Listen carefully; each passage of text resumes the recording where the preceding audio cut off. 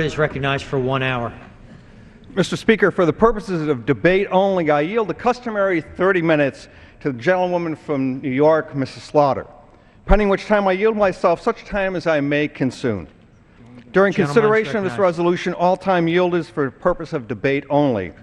Mr. Speaker, I ask for unanimous consent that all members have 5 legislative days to revise and extend their remarks. Without objection. Mr. Speaker, I rise today in support of this rule, House Resolution 479. House Res 479 provides a structured rule so that the House may consider House Resolution 10, the Regulations from Executive in Need of Scrutiny Act. The rule gives the House the opportunity to debate a wide array of important, germane amendments offered by members from both sides of the aisle. Better known as the REINS Act, the underlying legislation is a pivotal bill that would change the very way Washington does business. The REINS Act takes a step back and looks at our current regulatory process, where Congress passes broad, general laws that lets the executive branch interpret and regulate them how they see fit. H.R. 10 brings back to the vision that our founding fathers had this nation and for the institution of Congress. I would assure you that our 3 branches are co-equals. The way they're designed to be, H.R. 10 would hold Congress accountable for setting America's regulatory policies. It makes Congress do the work that our founders intended this institution, the first branch, to do, to regulate. Mr. Speaker, I know that regulations have been a buzzword up here in Congress recently, and I think it's become so popular, so frequently discussed, because people in Washington Beltway, within the Beltway, are finally starting to wake up to the fact that those in my home state of Florida have been telling me since before I ever came here that regulations matter, that government can't really do much to actually create jobs or to physically put people back to work. We might wish it was so, but we don't have the magic job formulas on either side of the aisle that we can use to suddenly create millions of jobs for the nearly 9% of Americans that are currently out of work. That what we can do is create an environment where real job creators, small businesses, and private companies can gain access to capital, operate with as much regulatory certainty as possible. Unfortunately, it's hard to create such an environment when the executive branch is constantly churning out one major regulation after another. According to the Congressional Research Service, during the first 2 years in office, federal agencies under the leadership of the Obama administration published over 175 major rules. These regulations impose tens of billions of dollars of new cost annually on our economy and on consumers.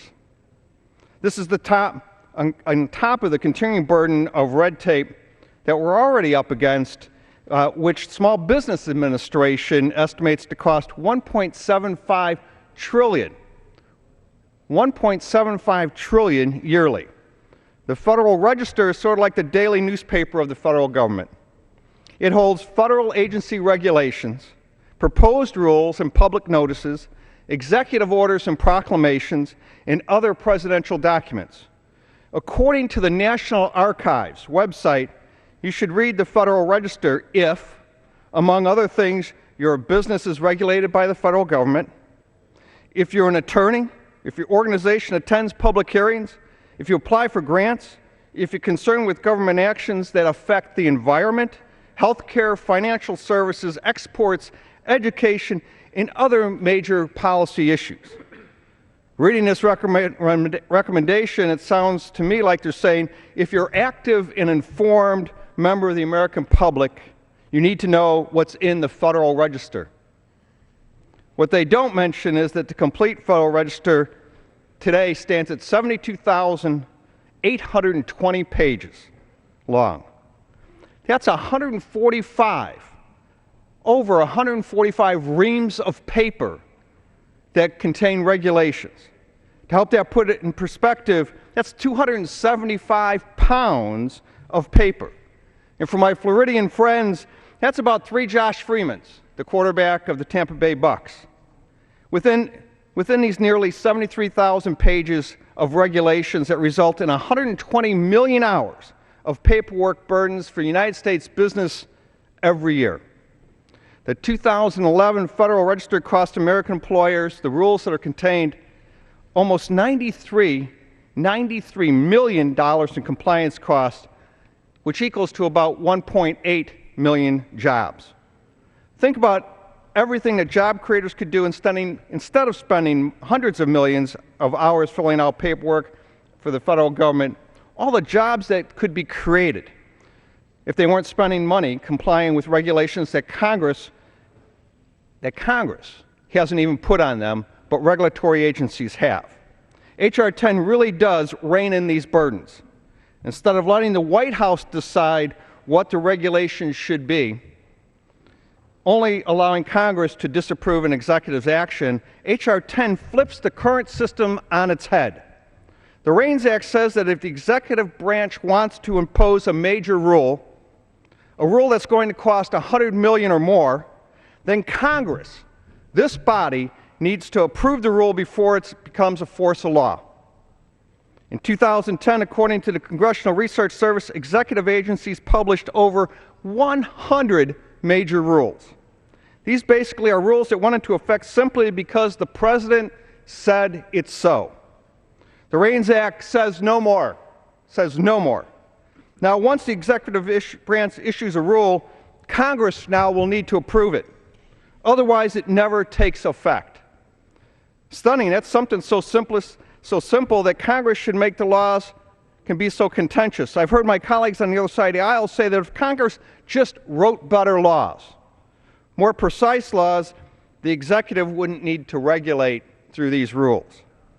The problem is that sometimes the executive branch agencies have shown they're using their regulatory powers to circumvent the legislative process.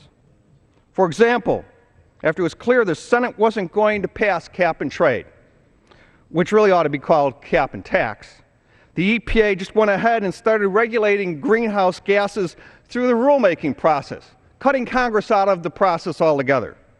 This year's most expensive rule, the greenhouse gas CAFE standards, is estimated to cost $141 billion.